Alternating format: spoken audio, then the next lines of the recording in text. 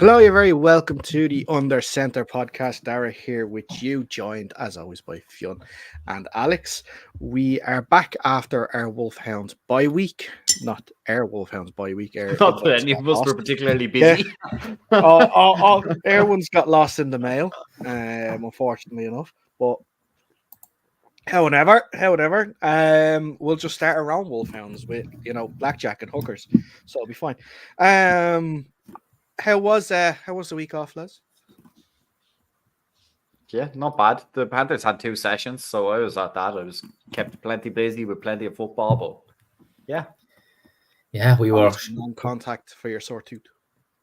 Unfortunately, we were out shaking buckets in Dundalk. So thank you to anyone who donated. How many buckets did you collect in the end? We only had about 10 in the end, but sure, none of them have holes in them. Well, I hope they have at least one hole in them, otherwise they wouldn't work very well, would they? No, we've just acquired some cylinders. Nice. Yeah, Cylinders. Nice. I suppose, in fairness, that's how fast money goes in and out of these clubs these days. So might as well be a cylinder. Oh, stop! And that's before it goes through the laundrettes as well, you know. Yeah. Oh, you got to make sure your money is clean for sure. There's a reason harp tastes like piss, but still going. I tell you what, we do money laundered, money going through. We do count the money wearing gloves because it does be filthy. A woman once tipped her cigarette out into a bucket when I was doing it a number of years ago. So scathing indictment for the people at Dundalk. We keep it classy. I'm just getting vibes of that Friends episode where Phoebe's outside collecting at Christmas and ringing the bell, and then everyone's just putting cigarettes, trash, their drink, everything into anything but money. Anything. Joining us after 8 o'clock, we are going to be delighted to be joined by Belfast Trojans centre and captain Dave Shaw to look ahead to their homecoming game against a certain South Dublin Panthers. But since we have no games to look back at this week, we will just go ahead and start with the previews. And let's have a start with Division 1. And the Saturday game this week is, of course, Alex's Loud Mavericks against the Craigavon Cowboys down at Dundalk Rugby Club. Like I said, the first game between the two sides finished 50 and all, with the weather having an impact on the game and with the pitch quality. Hopefully we have some nice weather this weekend to see how the teams match up against each other. Cowboys coming off their big win against the Rhinos in Castleknock, and the Mavs have not played a game since the 24th of March. Of course, that 15-15 draw against the Cowboys. Alex, like I mentioned there, it's well over a month by the time you're going to play on Saturday. Is there any concern now about a little bit of ring rust heading into the game? Look, I think that's always a concern when you have a big layoff. We have obviously kept going and tried to, we're hungry for a match of football anyway. But I think we got hit by a little bit of an injury bug. But because our gap in playing was so long, that nearly everyone who had an injury is now recovered at this stage. So, it obviously has all of its plenty of pros and cons to a break like this. But yeah, I think most of the lads just can't wait for 2 o'clock on Saturday for that game to be kicked off and just get straight back into it. I think there'll be no motivation needed. It's not like coming out of a month-long game into a game you're not maybe looking forward to. Like, everyone's looking forward to this, us, the Cowboys, the neutrals. So hopefully we're not too rusty anyway, and we can come out and give the people of Loud the good game, good show. Unlike the 15-15 all game was a good game, it was well contested, but quality-wise it probably wasn't there. So I know that the Cowboys are well tuned up now. They've been scoring points for fun. So we just gotta show them that we're there as well. We're at that same point, and hope we will. Yeah, obviously it was unfortunate that you couldn't play the game against the Jets a couple of weeks ago. Having to sort of bide your time and seeing how the other teams are playing, especially like we said, the Cowboys at that time got to play 2 games and have scored 37 and 46 in both games and only conceded 3. So they have been able to sort of get ready, and like that in the last game, you were able to keep, Sunshine and Peter Loughlin quiet for most of that game, and the plan I assume would be to do the same. But other players like Neil Maxwell and Andrew Heron are going to have to be respected as well on Saturday. Oh, absolutely, yeah. The Heron scored against us up in Craigavon the last match, so we're they're more than one man. The team, like Everton, does run through Peter. Obviously, as most teams run through their quarterback. So we managed to keep them at bay compared to their usual scoring that they've done this season. We managed to relatively keep them down. So we have got some adjustments to make, because we obviously, if we go back out there with the exact same defense to just run it back, and Peter will have learned and picked up on some tendencies. So we've tried to mix things up ourselves. Obviously, not stray too far from what's working, but we've got a few plans to, short circuit their entire offense. Alex, how's the recordings? Do you guys have game footage of the Cowboys games? Because I think that's something like, obviously you can go around in circles, right? No game, yes game. You guys are kind of behind closed doors, get to work on, haven't played against the Cowboys, and then also now you've confirmed there's tape there as well, versus the Cowboys actually got to play those games. They're maybe a little bit less rusty. You can kind of go round and round in circles, but the reality is being able to have that game tape is a huge advantage to both teams and quite an interesting wrinkle. So you're saying you were at least able to get your hands on, because I know Division 1 is kind of team dependent on whether or not there's video available. Yeah, we were at both games. We recorded both. Yeah, we definitely recorded both, and our coaches have been sort of sifting through that. So yeah, we're pretty good when it comes to getting film. We do go out and try and record them ourselves. And being there on the day as well, you can see stuff that gets lost in the film. So we try and get round and cover it pretty well. But there's obviously always the risk of overanalyzing. So our coaches haven't had us, video sessions every single week, but we have one at key points. So we'll certainly have one tomorrow evening, and sort of make sure the game plan is fully on lock ahead of Sunday. Yeah, and look, listen, we're spending a lot of time talking about the weapons and the threats that the Cowboys face. But obviously, with yourself, with especially a running back duo of Dan Finley and Alan Minto are going to be dangerous, and of course Nathan, having the likes of obviously Brendan to throw to, as well as Mark McCabe if needed to as well. So you do pose your own threat in that, and trying to obviously scheme how you're going to go up against this defense, especially now that you have a game, not just watching tape, also playing against them and seeing adjustments that they make. Hopefully now that you can scheme up ways to hurt them on Saturday.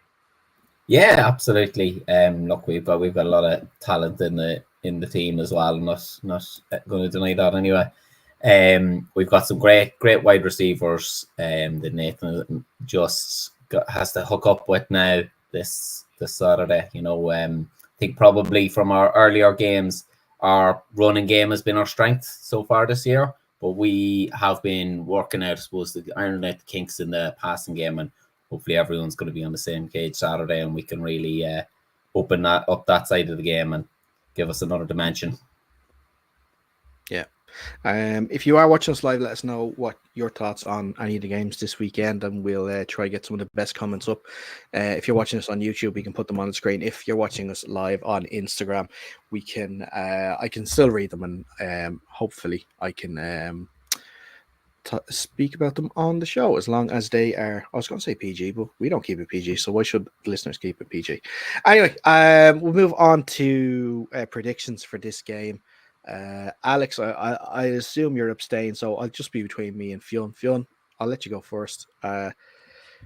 Cowboys against Mavericks in Dundalk on Saturday. Who you got? Yeah, I'm hoping for a weather-assisted boost in performance for both teams. I suspect both teams will easily clear 15 points. I I'm going to go for another draw. Why not? I think there's not many teams as closely matched as the Mavs and Cowboys in Ireland at the moment. So I'm going to take a draw for that one. Okay, fair enough. It has been a season of draws so far. I can't remember a season that has this many draws in both divisions already this year. Let me see. I don't know, actually. I'm going to go with the Mavs. I'm going to go with the Mavs solely for the home advantage. The fact that now Alex was saying that they were able to get some injured bodies healthy. It is a long time to wait for a game. But I think that you might have enough just to see it out. It'll be a one score, could be even less than 3 points. It could come down to one team, converting a 2 point and another team not being able to. It can be that close. So I was hoping to make it up for the game, but I found out now that I have other plans and I can't make it, and I'm severely upset about that. And I won't speak about it anymore. Move on to Sunday. Secretary has reminded you of a previous commitment you made. Yes, actually, that is exactly it. That is exactly it. I am. If it's not football related, I forget everything, and so I have to be reminded. So I was reminded. Thankful that I was reminded in time. But yeah, when you weren't halfway down there. Exactly. Right, moving on to Sunday. 2 games in Division 1 on Sunday. The first one we're going to speak about is the Kildare Crusaders against the Wexford Eagles. The Eagles make the trip up to Newbridge, looking to bounce back after a tough loss against the Cowboys, whereas the Crusaders are on a 2-game win streak after beating the Razorbacks and then the Rhinos. The Eagles have a few injury issues coming into the game, with some players questionable, including some key pieces on offense. The Crusaders, on the other hand, and it's, like I said, with their 2-game win streak, has settled in quite well now after the first game. He's scored in both games, but their defense has had a nice run too in the last. They have their own 2-game streak going at the moment, 2 games in a row where they've shut out opponents.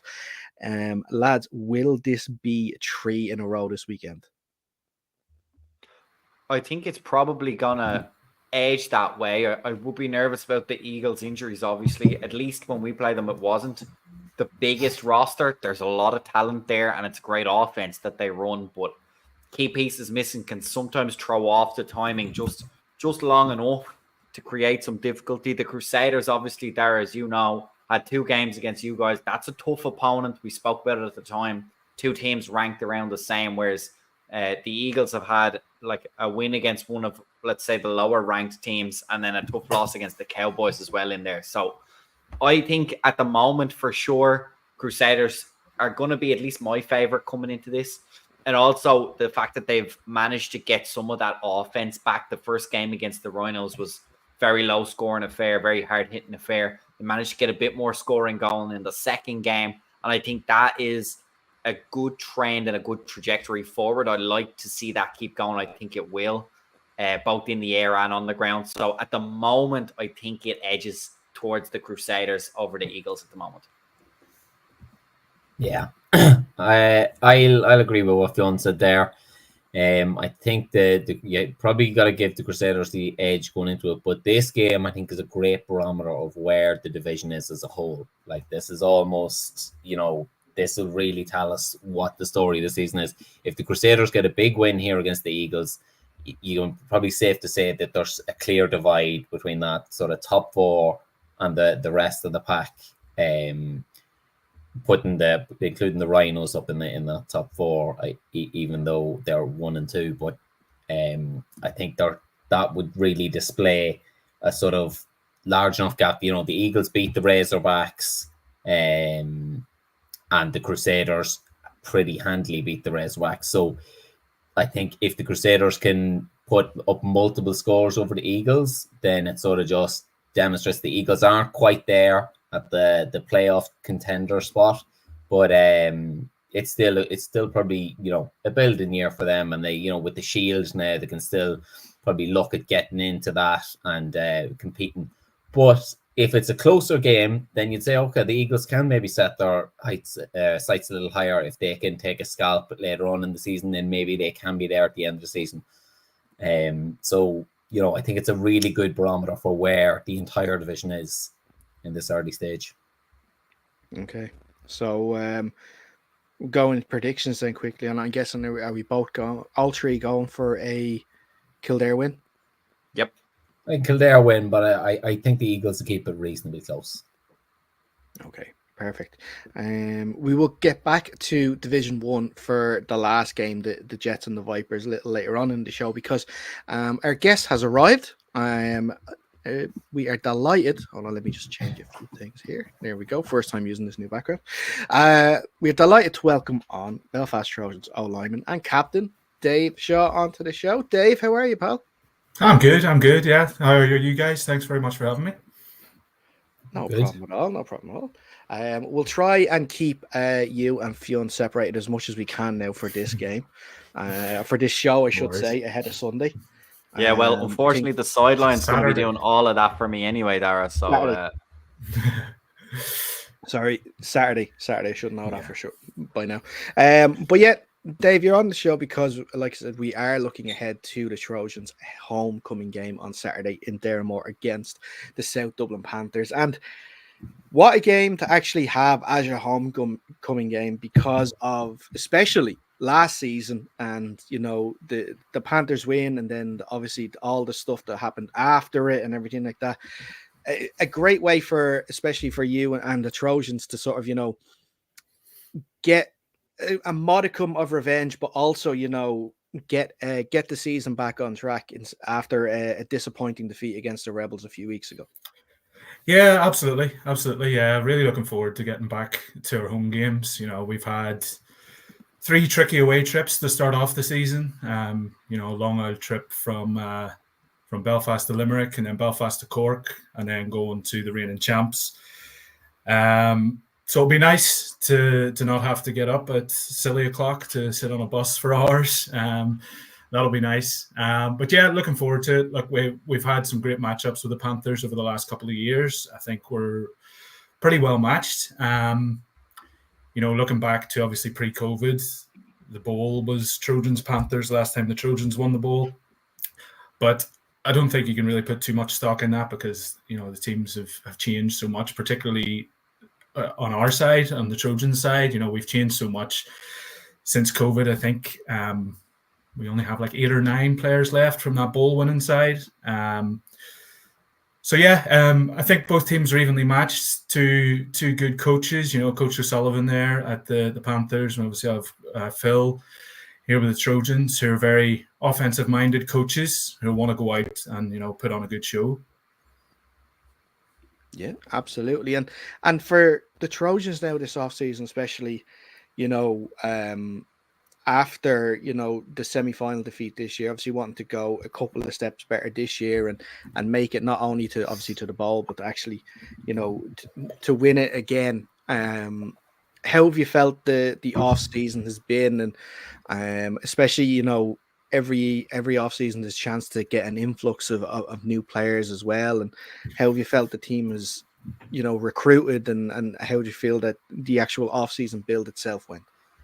I think the off season was very good for us. You've probably seen on social media, we put a lot of work in the off season. A lot of guys were, we had a lot of strength and conditioning stuff. We got a good few new players in who have sort of hit the ground running and sort of are being brought up to speed as well as we can. But we sort of have to remember as well that we're still rebuilding. The Trojans, there's been a lot of change in the Trojans over the last couple of years. Obviously, Phil's first season was last year as head coach, and that was with a new quarterback, new offense, new defense. Obviously James McKelvey, long-time quarterback, was head coach of the Trojans, stepped away before last season. So, and then we had Dom ready to step in as quarterback last year, and he suffered an injury early last year. So it was a bit of a stutter and start for us last year. I think this year we're a bit more settled in what the offense is trying to do. Having Dom there and healthy is a big bonus as well. It's something a quarterback to build around is something that you always want. And we're just getting more experience for a lot of our younger players as well. So, yeah, happy with how the preseason's gone. In terms of looking at getting back to a bowl, well, obviously that would be nice. I think a lot of focus for us has been more on the process of how we get there rather than the end goal, if you know what I mean. So we're trying to break it down to trying to do things right. We're only focusing on our next game. That's the only thing that matters. We have back-to-back games here with the Panthers on Saturday, with the Knights next week. Nobody's thinking about the Knights just yet. We have to worry about the Panthers first of all. So I think that's a big sort of mindset shift that we've had. Just trying to focus on what's in front of us and put one foot in front of the other, and hopefully it'll lead to good things down the road. Yeah. And, you were able to bring in, coaches in the off season as well. And I think of like when you brought in Jimmy Johnson to help with special teams and running back, how good was it to have, some outside coaches coming in and teaching, the guys other, not various ways, but new things along the way that maybe they wouldn't have known beforehand? Yeah, Jimmy was fantastic. Yeah, he's such high energy, a great guy. Really was. He was brilliant for our organization. Even just sort of developing our existing coaches as well, let alone the players, developing those guys to bring up their skills so they can pass those on. I think from the ideas he brought in, obviously he has a lot of experience having he's coaching in ELF at the minute. He's coached in the States. I don't think any of his ideas were revolutionary as such. I think he's saying a lot of the same things that our coaches were saying, but guys maybe picked up on it better because it's a guy with an American accent showing up and telling you how to do things. But it's also just the having that resource in terms of the time available to be able to put into it, So Jimmy was with us for, I think, 2.5, 3 months. And he was at every practice. He was on huddle more than anybody, giving us notes on everything. He was running position-specific clinics for guys outside of our normal training as well. So we train twice a week, and then we have our huddle sessions. Jimmy was putting on extra sessions on top of that, and just really focusing on fundamentals, which I think is a big thing for Irish football to focus on, is guys focusing on the fundamentals just to try and get the building blocks of being better from the start. So yeah, Jimmy was brilliant. Great guy to have around, really fun guy, high energy. And yeah, hopefully we'll see him back in Belfast sometime soon. Yeah, Dave, you mentioned having Jimmy in there and a few other coaches as well. Obviously, playing for the Panthers this year, it'll be my first time heading up to Dermore Park. Very excited. All my experiences has been in Division 2 for most of my playing career. So that's a really cool experience. I know a lot of guys around the league and even within the Panthers team. Very cool place to play. And obviously, you guys have kind of got a great respect around the league for what you've done around the ethos, but also the social media side of the club and the sport in general, and driving that on and making big partnerships and leaning into the Americanism and the show of the whole thing.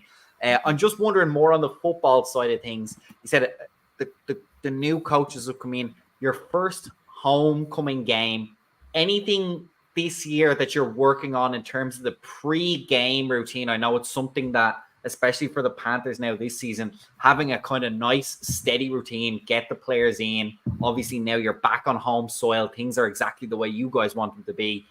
Will there be much of an adjustment for you guys coming into these home games versus what you've had to put up with on the away trips? No, I don't think so. I mean, obviously, it'd be the same for a few of our guys. Obviously, a few of our guys are new to the Trojans. They're new to football in general, so they won't have seen game days done like this in any of their games so far. So it's just about when we get there. Coach Gunning is all very, very much focused on the game. Everything else that happens, while it's great for the players, we don't need to worry about that. We just need to show up and do our stuff. In terms of like pre-game routines, obviously, yourself, it's a club. Everybody has to chip in and help. So there'll be guys there helping set up the game day and all the rest.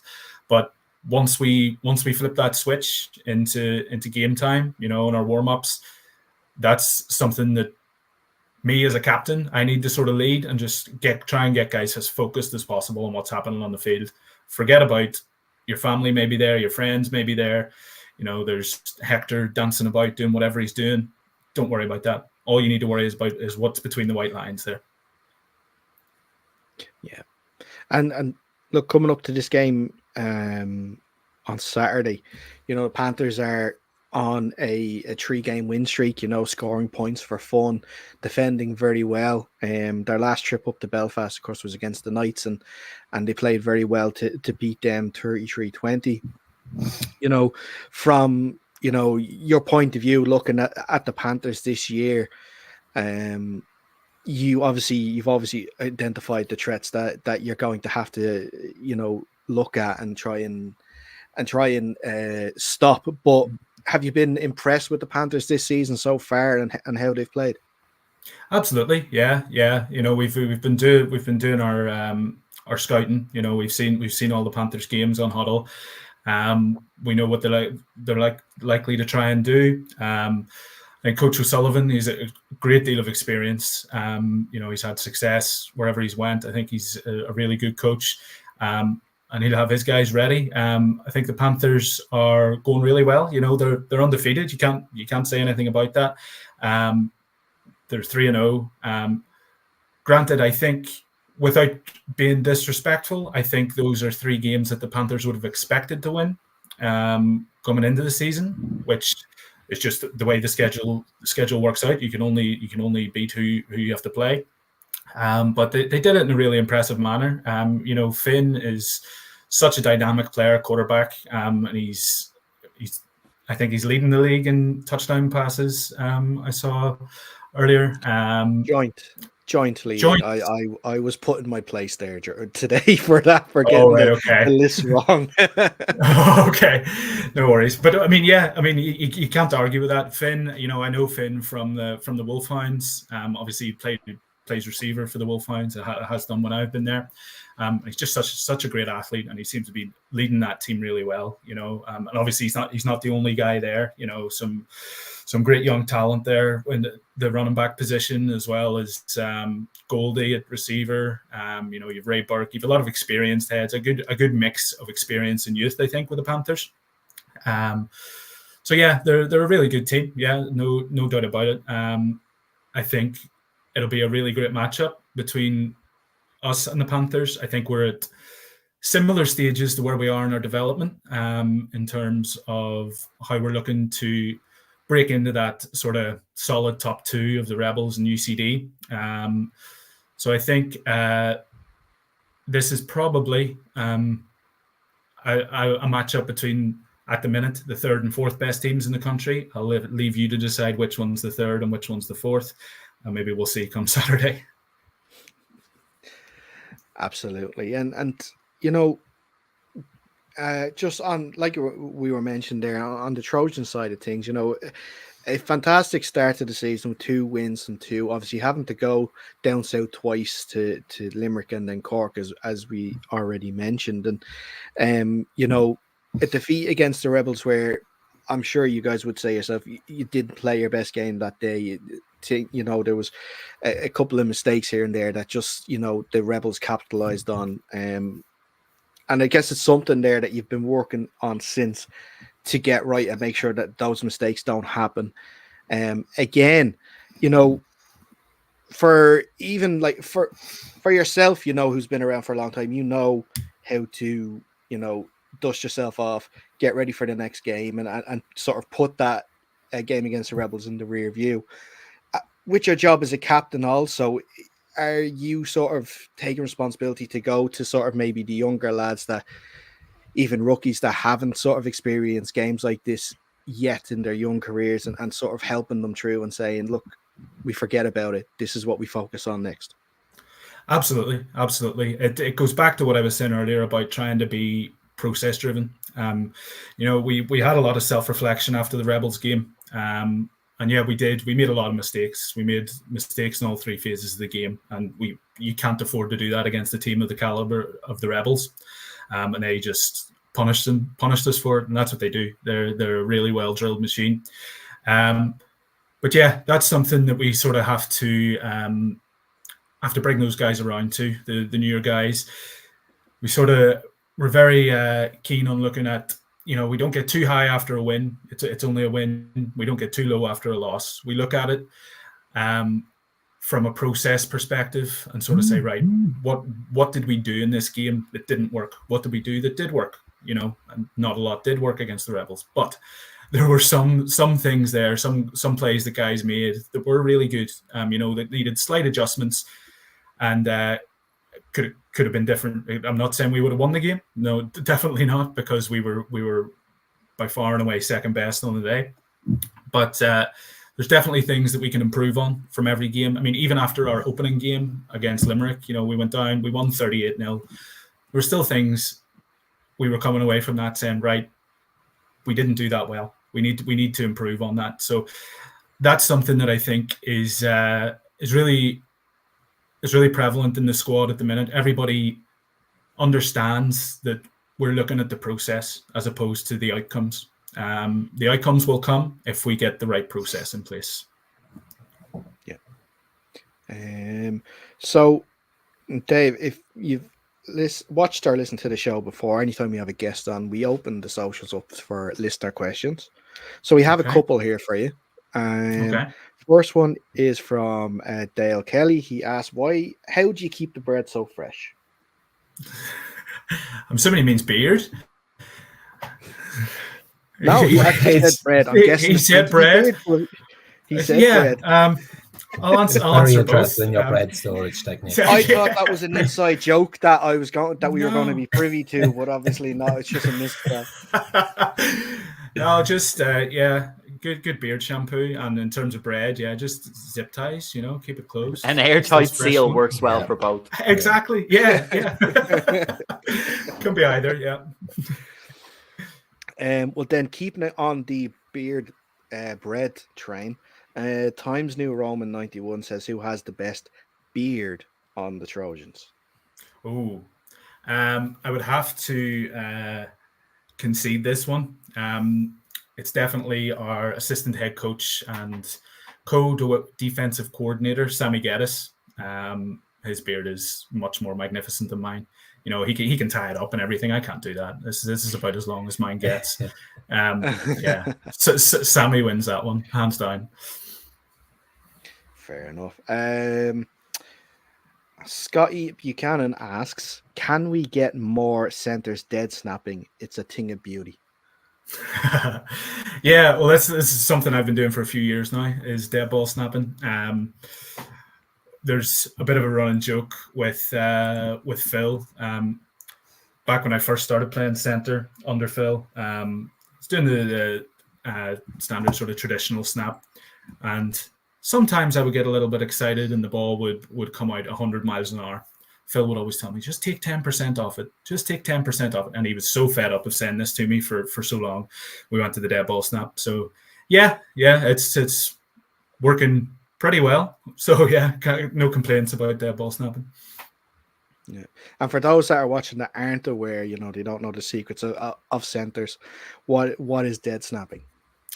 So dead ball snap is basically you're holding the ball the other way. Hang on, I'll show you. I have a ball right here.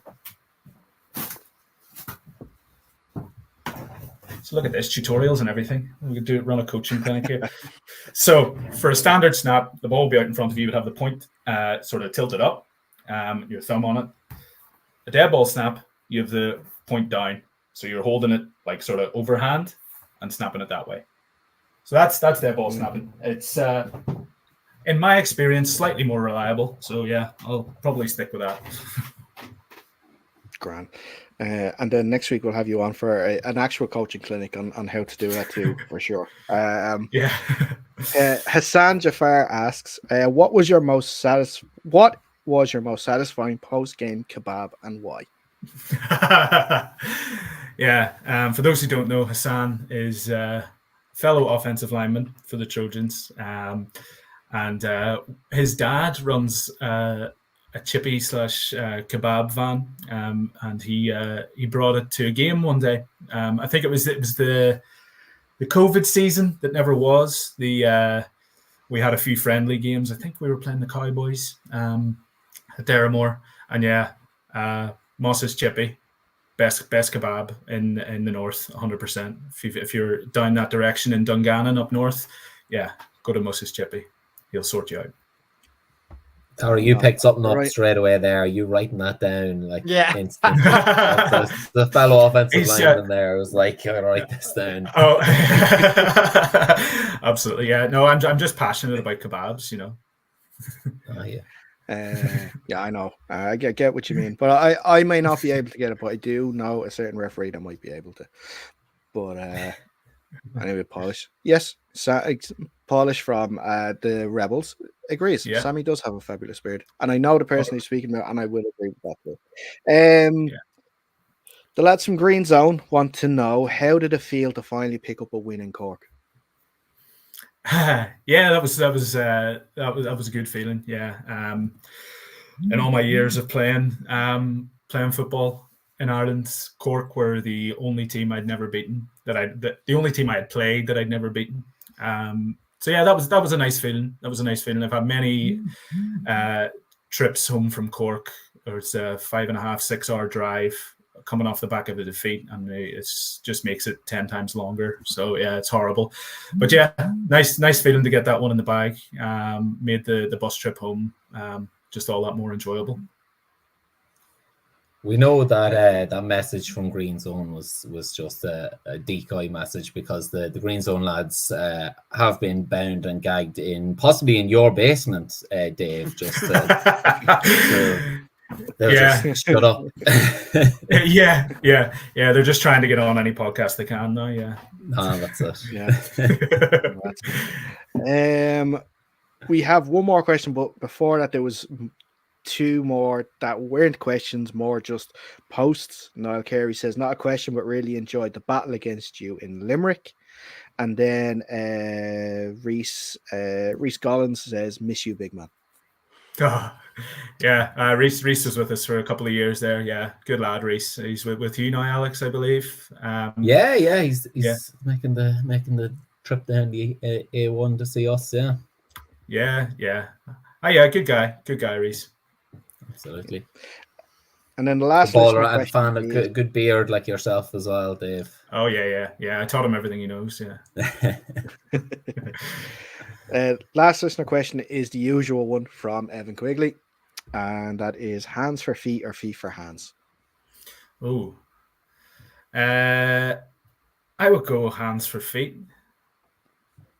I don't know why. Yeah. Well, as a center, I have to snap the ball. I can't snap the ball with my foot. So yeah. Yeah. I'll stick with that. I'll have extra hands. Yeah. Good call. Reggie from the Knights sending you some love as well. Very popular guest on this evening, Dave, for sure. Now, lads, I'll let you. Oh, Fionn, you might have to abstain of this one as well. So I guess, Alex, it's me and you on this. Predictions for this Saturday. Yeah, I mean, a tough one. It's definitely going to be a bit of a coin toss game. It's going to be, final one score in it, maybe. I'm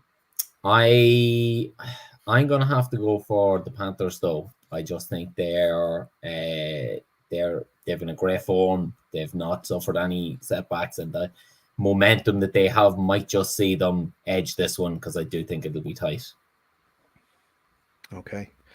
I'm going opposite. I'm going to go Trojans. I think that it is their first home game of the season. It is like I said at the start, they may not say it publicly, or they may not see it that way, but it is a bit of a revenge game after what happened last year. Also want to make things right after the game against the Rebels. And I think if you take that Rebels game out of it, we've seen the quality in the first 2 games from the team too. Not saying that the Panthers don't have any quality. Obviously they do. They're 3 games in with 3 wins. Of course they have a lot of qualities. I think it's going to be a fantastic game though, either way. With 2 really good offenses and some tricky defenses as well. So it's going to be tight. Again, one score could be the difference, but I'm going to go with a Trojans win on this one. Dave, before we move off on the game, of course, we should really mention too the fact that what the Trojans are doing now for their home games now in Derrimore. For if people aren't aware, it's almost like a family day out with everything that you have there in Derrimore. Like, obviously there is a football game going on, but you've got so much going on there for people that wouldn't necessarily be interested in the football, but would still want to go and experience the day out. Yeah, absolutely. Our board and our general manager, they've done fantastic work to make this as spectator friendly as possible. I mean, I'm sure we've all played games where you've said, "Oh, come down and watch the game," and it's like 3 people standing there. They don't have a clue what's going on. The referees are talking for 20 minutes in between plays, and they're standing there going, "Right, why am I here?" This sort of allows people to have other things to enjoy about the day, as well as the football, obviously. But we're lucky that we have such a great setup at Derrimore. We've got the pitch there, we've got the stand there for the fans, we have the bar with the balcony and stuff over it. It's really great setup for football, and having that extra stuff as well is great. Obviously there was a bit of kickback on social media whenever the Trojans started charging entry to their games, and no team had ever really done that before. But I think it needs to be looked at as sort of a bigger picture. All that money that comes in is put back into the game day experience. So you're not just coming down for a football game. You can bring the kids down. You can get photos with Hector, the bouncy castles. We have food on. We've got cheerleaders this year as well. And I think a big thing for the spectators as well is having the live commentator there as well. Because I'm sure you have family members who've come to watch games and they don't fully understand what's happening in a game of football, which is fair enough. But they want to come and support whoever they're there to see.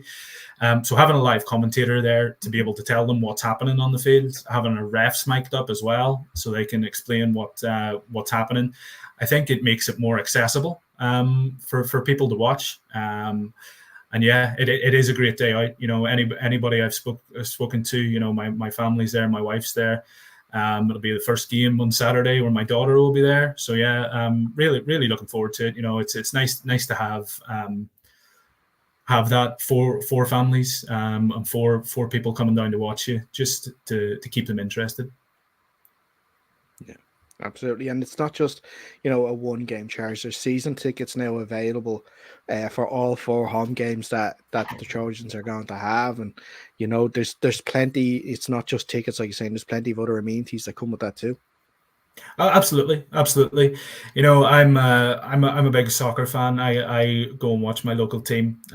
I buy a season ticket for there, or it's like £8 into a game. You don't get anything for that. You get to go and watch the game. That's it.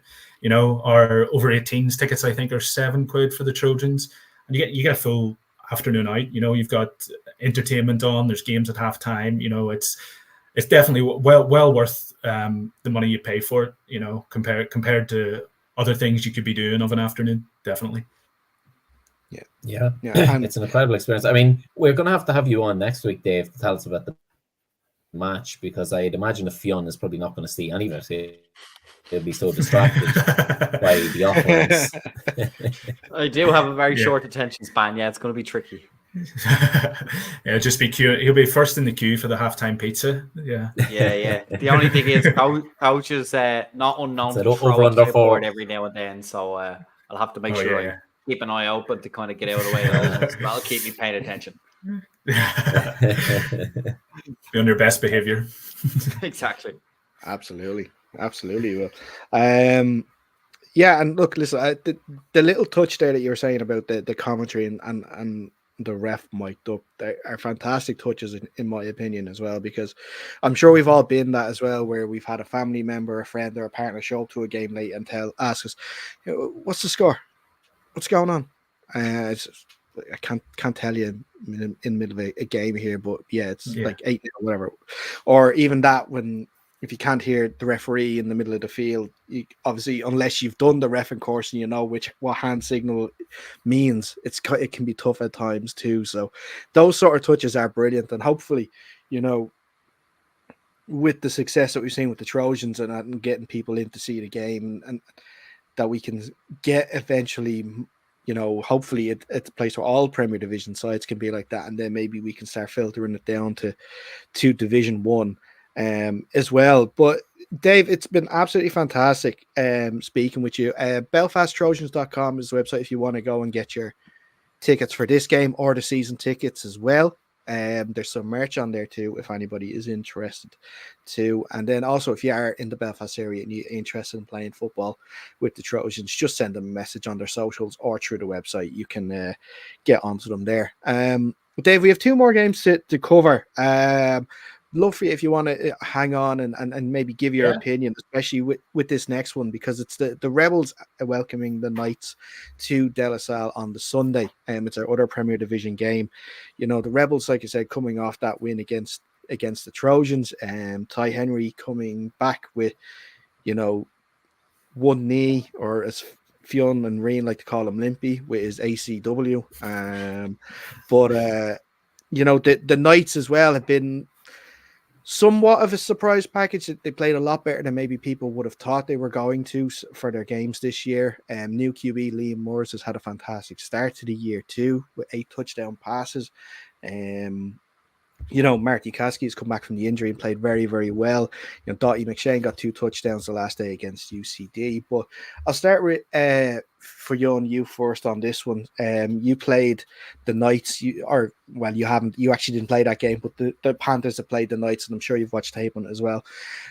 Who, they came close last year against the Rebels. They were leading at halftime against them. Now, albeit this one was up in Belfast, they couldn't hold on to the game in the second half. But the Knights are going to be going down there, and they aren't going to be going down dreading the game as maybe they would have in previous years. They're going to go down there thinking that if they can play as well as they have, that they can keep this game close, and if they have a bit of luck, maybe, who knows what can happen. 100%. I think you nailed it. They won't be going down to Dublin with any sense of dread necessarily, but I do think they'll have a pinch of reality as well. Look, the reality is the Rebels were coming in undefeated into that game last season, so they maybe were caught a little bit off guard. If I remember as well, it was quite early in the season, that matchup. The Rebels have already dropped a very close game to UCD, so they'll be making full sure they don't drop any other points. I suspect the Knights do a lot of excellent things, particularly on offense. Huge offensive line, as they tend to have up in the north.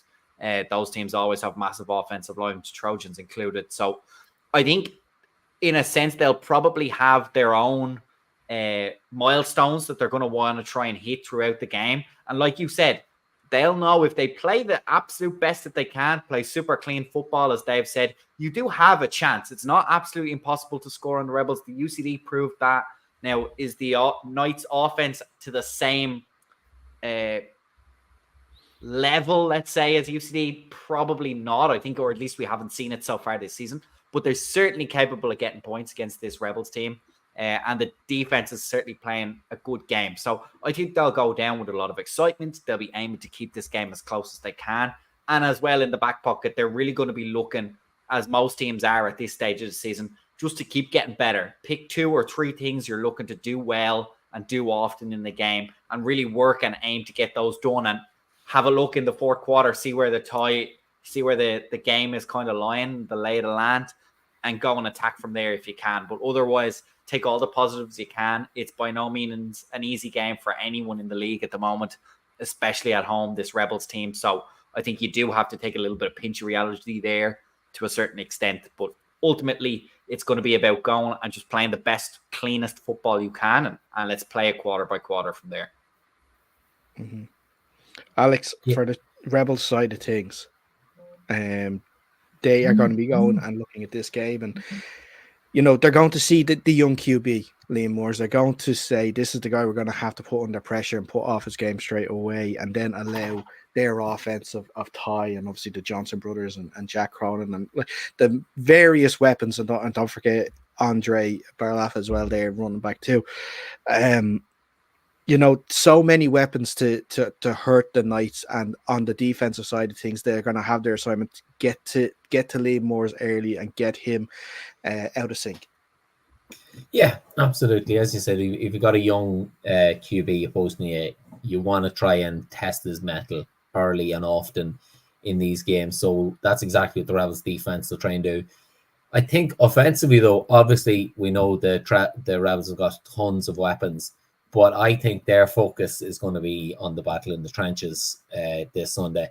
That Knights defensive line is nasty, and Ty Henry, as incredibly as he is, isn't as mobile without an ACL. Like that's just a law of biology. So they are going to be thinking, how can we scheme up blocking to protect Ty as best we can? You're talking about probably putting on some double teams on some guys there, bringing in max protect maybe from a running back, and that's going to be a focus where the game is, because as much as the Rebels want to put pressure on Liam Moores, Liam is probably in a better place in that he can, burst out of the pocket and try and make a play downfield. I'm not sure we've seen Ty Henry have to do that yet. From what I've seen of the Rebels since he's gone down, he's been a bit more restricted in the pocket. Maybe we see more in this game, that if the Knights can get pressure on him, then they really have a chance to win. And if they're going to think that they have a chance to win as well, because as you said, last year they kept it close. This, if that kind of thing just makes the difference, and Ty plays maybe 10% less, maybe they think they have a chance of winning. And if they win in this game in particular, I think it changes their season entirely. They're no longer, we're sort of just, keep an eye on the Vikings and Minotaurs trying to stay up there. You beat the Rebels, you're 2-2, you're thinking, right, well, we're pushing for the playoffs now, or we're going to try and get in and be that 4th team, battling the other guys for it. So they're certainly not going to be without motivation on Sunday the Knights. And I think it'll be a really interesting game. I will just add there as well, it'll be interesting to see how much, if at all, Ty Henry plays. Obviously, with the one loss to UCD, it made the teams, I think it's fair to say, the Trojans, the Admirals, and the Panthers a little bit closer, just while the one loss is there. And so it made sense to make sure that the game was handled against the Trojans, especially towards the end of the season. They're going to be right in around there, and making sure there wasn't an extra loss in the loss column was important. I think it's fair to say that the Knights are going to be a tier below that. So it's going to be interesting to see whether the Rebels offense feel they need to play Ty. Of course, he could be saying, as we know, he's deeply involved in the coaching side, deeply competitive as well, and hugely talented. He's proved that already, both with and without his ACL. So whether or not he's going to want to play, has to play, or is needed to play is going to be a very interesting thing just to see where it goes, because we haven't seen a whole lot of the backups of the Rebels quarterback. Greg Johnson, I believe his name is. I apologize if that's incorrect. But the fact that he has been a few plays against the Trojans, played well. I was at that game, did well. I'd be interested to see him get a full game, manage a position from a kind of a starting point, a 0-0 draw, and go ahead and take control of the game and see if that's where he's at in terms of his development under center. So that, for me, I think is one of the big storylines through the game. Not necessarily can Ty play. He's already proved that he can. It's about whether the Rebels feel that he should, can, or will play. It's going to be just something to keep an eye on as the game goes on. Mm-hmm. Also should mention Sam Doran was also one of the backup QBs there for the Rebels too, not just Greg. Dave, you kind of saw firsthand sort of whatever plans the Rebels had in place, to keep Ty as clean as possible in the pocket there a couple of weeks ago. And, they're going to have to come up with some sort of a similar plan to stop the Knights' offensive line. And, I guess first question would be sort of what Fionn was saying there. Would you expect to see him on the field, even on some sort of a pitch count? And then also, if you do, if we do see him, how confident would you be in him being able to, keep that offense rolling and maybe possibly, if things all going well, rack up the points? Yeah, well, at this stage, it would be no surprise to see Ty back playing both ways again. I don't know. He showed up. We were under no illusions coming down for that game. We'd heard rumblings, and it's like fully expecting Ty to get up and knowing how competitive the guy is, and how much he wants to win. So like you say, it will be a case of trying to keep him clean in the pocket. They did a really good job of that against us, and he gets the ball out of his hands so quick as well. He makes his reads very quick. I think the key battle there will be trying to keep Robbie Alexander quiet. Is the key thing for the Rebels offensive line. Played with Robbie for a few years, played with him at the Wolfhounds as well. He is a game wrecker. If you allow him to, he will be in the backfield every single play. He's just such a huge guy, great technique, great tackler, chases everything down, great motor. So I think that'll be the danger man for Ty to be looking at. And I'm sure he knows that himself. He'll have studied the tape. He knows what Robbie does. On the other side as well, I think we've probably got the two best defensive players in the country playing in this game in Robbie Alexander and Kenny McCarty. So I would imagine the Knights will try to plan for Kenny as well, linebacker for the Rebels. If they can try and eliminate that threat and keep Liam Moores upright as well. The kid's been doing really well from what I've seen of the Knights. He's slinging the ball around well. So if they can keep him upright, I think that's their best chance they can have of trying to upset the Rebels. Yeah. Getting to predictions. Dave, as you were the guest, we'll let you go first on this one. Who are you going for this Sunday, Rebels or Knights? Yeah, well, the Knights are improving. I think they are. They've got, like ourselves, they have a quarterback now to build around. I've obviously played with a lot of the guys there. I know how good some of those guys are. But in saying that, I think the Rebels will have too much quality. Regardless of whether Ty plays or not, I think they have such good weapons all over the offense. Their defense is so well drilled. They have such good athletes who crowd to the ball on defense. They don't give you a second. I would lean towards the Rebels in this one. Okay. Yeah, I'm going to go for the Rebels as well. I think ultimately my head says probably a comfortable enough win. I'm going to say 3 scores in it. But like I said, I think there's plenty for the Knights to play for. Even if it's not the final scoreline, a lot of things they can work on, improve on, and there doesn't get much bigger of a test than the Rebels. So I think if you can get things working, get certain aspects of your offense and defense really down well, you can take a lot of pride in that. I think that's what the Knights are going to be playing for ultimately. So yeah, I'm going to take the Rebels in this one. Alex? I'm going to go Knights, keep it close, but the Rebels eventually win. He sold us. Yeah, I got to echo what the lad said there. Probably the talent and experience of the Rebels wins out in the end. But I think the Knights maybe make it more interesting than maybe we're expecting. Mm-hmm. I like what the Knights have been doing this year. I like that they are building with a young QB. They're going to build around him, and there are some other young players on that team. I think this game is just coming a little too soon for them. I think the Rebels are going to win, and I unfortunately think, similar to Fionn, I think it's going to be an easy enough day for the lads. I think the idea for the guys is going to be score early, score often, so they can take Ty out of the game as quickly as they need to, and so that they don't have to worry about him getting hurt. So I think I'm going to go with it, probably similar to Fionn, maybe a 2-3 score victory for the Rebels on that one. We have one more game left. It's the Jets and the Vipers in Division 1 we haven't spoken about. Listen, the conspiracy theorist in me is worried because both teams like to hype up game weeks. Neither side has hyped up the game week yet this week. The Vipers did something similar a couple of weeks ago with their game with the Razorbacks, and it didn't go ahead. You know, anytime the Jets go quiet, I'm going to worry anyway. But let's assume that the game's going ahead. The Jets are coming off their loss against the Giants. The Vipers haven't played since the start of April from their 6-6 draw with the Giants. Both teams need a win. Both teams are targeting this game to get that win. You know, there's not a lot to speak about in terms of it. And in that sense, you know, I'm guessing we'll go straight into sort of who we're thinking is going to win the game.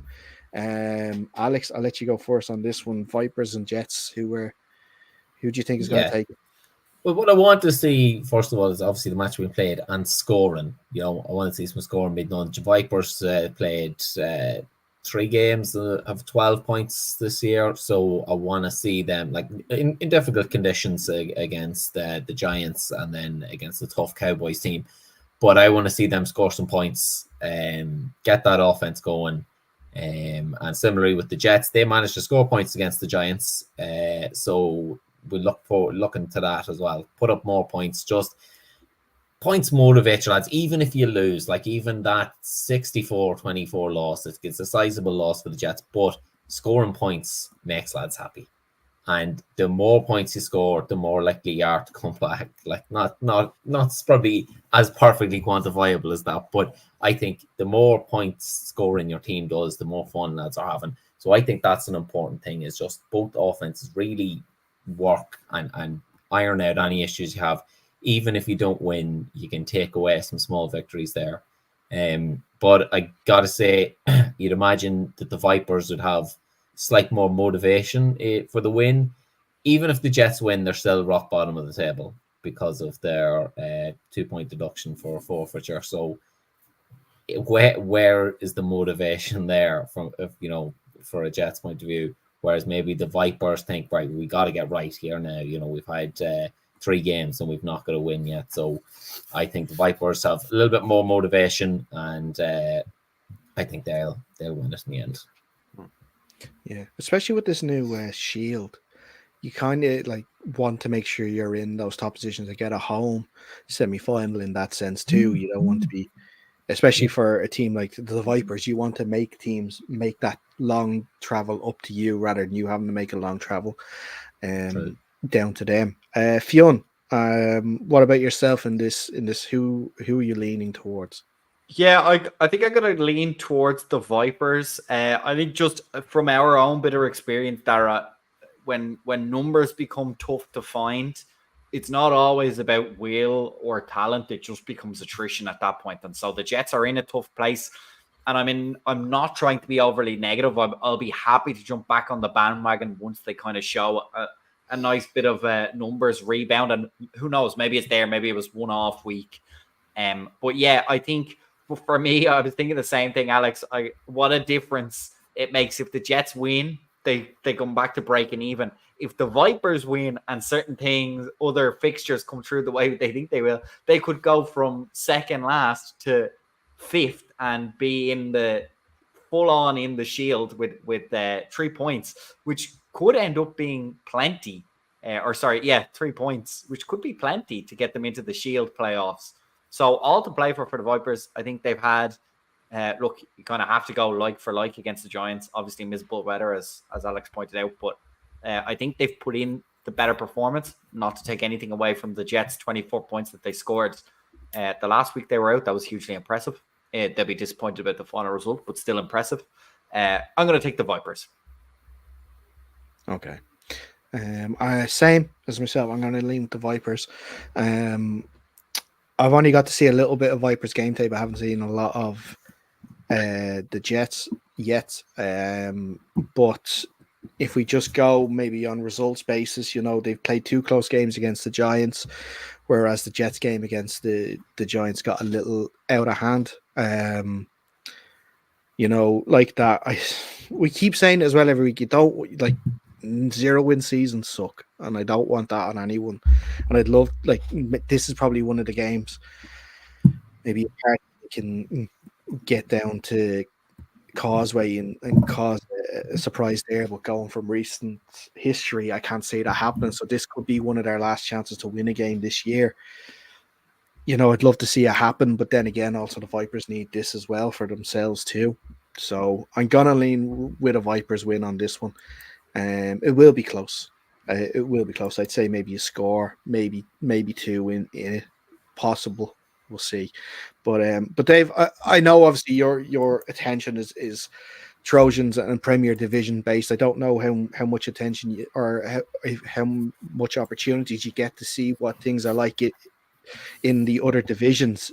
But from your knowledge of Jets and Vipers and kind of anything that you've heard this year, would you be leaning the same as the lads here and going for a Vipers win?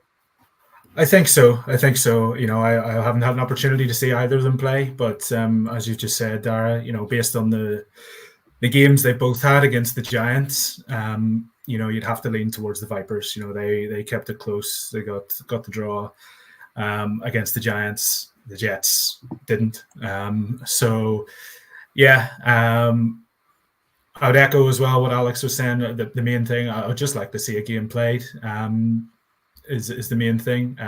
If we can get however many guys is the minimum for the Jets to be on the sideline there and play a game. It sucks if you get yourself prepared all week and then you find out on a Friday or Saturday that your game's not happening on the Sunday. It's just deflating for everybody involved. So yeah, fingers crossed it goes ahead. But yeah, lean towards the Vipers in that one. Yeah. Okay. Excellent. Well, that's our preview for this week. Dave, it's been absolutely fantastic to have you on. And best of luck this weekend against the Panthers again. Saturday, they're at Derrimore Park. If you are interested in heading down, tickets from I think £1 is it for underage, and then it goes up to as high as £7 for over 18s. Yeah, I think it's £5 for students and OAP, £7 for over 18s. Yeah, excellent stuff. Yeah. And if you are interested, well worth the money. Absolutely. If you're plenty of stuff there, not just a football game, to keep anyone who may not be interested in football and wants to head along entertained too. There are also season tickets available. BelfastTrojans.com to get your tickets. Fionn, Alex, as always, it's been a pleasure. Thank you very much. Make sure you are following us on the socials at UnderCenterPod on Instagram and Twitter. We will be keeping you up to date with the latest shows, the latest stats, the latest tables, the latest fixtures, the latest results. I may have to post them a couple of times because I keep getting them wrong, but listen, they'll be there anyway. Also, make sure if you are watching us on YouTube, you are subscribed to the channel, like the video, and so you'll be kept up to date with all the latest shows. We are also podcast form. Get your podcasts wherever you get your podcasts. I should say Under Center Podcast. That's where you will find us. But lads, as I said, that's where we're going to wrap up this edition of the show. So until next time, stay safe, and we will see you soon.